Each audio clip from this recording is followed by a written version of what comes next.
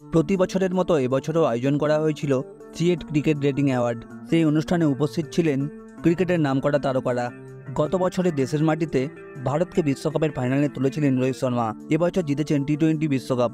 ভালো ক্যাপ্টেন্সির পাশাপাশি দুটি টুর্নামেন্টেই দুর্দান্ত ব্যাটিং করেছেন রোহিত শর্মা। সেই জন্যই বছরের সেরা ক্রিকেটার নির্বাচিত হয়েছেন হিটম্যান। বিখ্যাত টায়ার কোম্পানির এই পুরস্কার বিতরণী অনুষ্ঠানে রোহিত শর্মাই শুধু পুরস্কার পাননি, পুরস্কার পেয়েছেন বিরাট কোহলিও। ওয়ানডে ক্রিকেটে বছরের সেরা ব্যাটসম্যান হয়েছেন বিরাট কোহলি।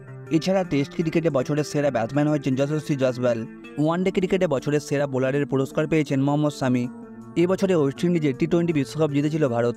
ভারতকে বিশ্বকাপ জেতানোর পেছনে অন্যতম কারিগর ছিলেন কোচ রাহুল দ্রাবিড়। সেই জন্য তাকে লাইফ টাইম অ্যাচিভমেন্ট পুরস্কার দেওয়া হয়েছে।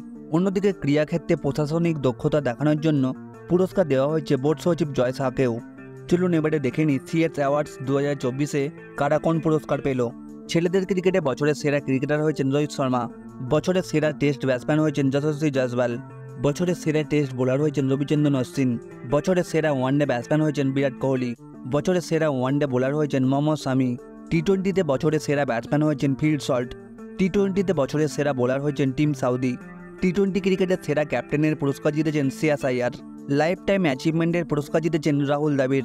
ক্রীড়া জগতের প্রশাসনিক দক্ষতা দেখানোর জন্য পুরস্কার পেয়েছেন জয় শাহ। মহিলাদের ক্রিকেটে বছরের সেরা ব্যাটসম্যান হয়েছেন স্মৃতি মান্দানা। মহিলাদের আন্তর্জাতিক টি-20 ক্রিকেটে অধিনায়ক হিসেবে সবথেকে বেশি ম্যাচ খেলার জন্য পুরস্কার জিতেছেন হরমনপ্রীত কর। মহিলাদের ক্রিকেটে বছরের সেরা ভারতীয় বোলার হয়েছেন দীপ্তি শর্মা। মহিলাদের টেস্ট ক্রিকেটে দ্রুততম ডবল সেঞ্চুরি শেফালি বর্মা।